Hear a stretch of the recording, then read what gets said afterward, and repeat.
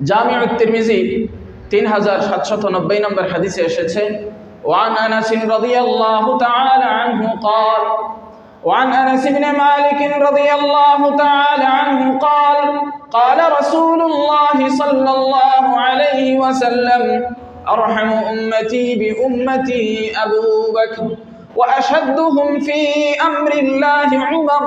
وأصدقهم حياء عثمان وأعلمهم بالحلال والحرام معاذ بن جبل وأفرضهم زيد بن ثابت وأقرأهم أبي بن كعب ولكل أمة أمين وأمين هذه الأمة أبو عبيدة بن الجراح আনাস বিন মালিক রাদিয়াল্লাহু তাআলা আনহু থেকে বর্ণিত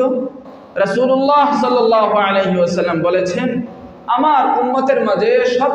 সবচেয়ে দয়ালু হচ্ছেন আবু বকর রাদিয়াল্লাহু তাআলা আনহু এবং আল্লাহর বিধান প্রয়োগে সবচেয়ে কঠোর হচ্ছেন উমর রাদিয়াল্লাহু তাআলা আনহু সবচেয়ে লাজুক লজ্জাশীল হচ্ছেন উসমান রাদিয়াল্লাহু তাআলা আনহু হালাল হারাম বিষয়ে সর্বাধিক অবগত সবচেয়ে বেশি জ্ঞানী হচ্ছেন মুআজ ইবনে জাবাল রাদিয়াল্লাহু তাআলা আনহু এবং উত্তরাধিকার সম্পত্তি সম্পর্কে ফারাইজ সম্পর্কে উত্তরাধিকার যে সম্পদ এই সম্পদ সম্পর্কে যে জ্ঞান রয়েছে এই ক্ষেত্রে সর্বাধিক অভিজ্ঞ হচ্ছেন যায়েদ ইবনে সাবিত রাদিয়াল্লাহু তাআলা আনহু এবং সবচেয়ে উত্তমভাবে কুরআন পাঠকারী হচ্ছেন উবাই ইবনে কাব রাদিয়াল্লাহু তাআলা আনহু এরপরে নবীজি বলছেন প্রতিটি জাতির একজন সর্বাধিক বিশ্বস্ত ব্যক্তি থাকে আর আমার এই উম্মতের সর্বাধিক বিশ্বস্ত ব্যক্তি হচ্ছেন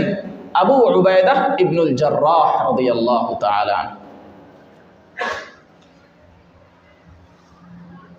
এই জন্য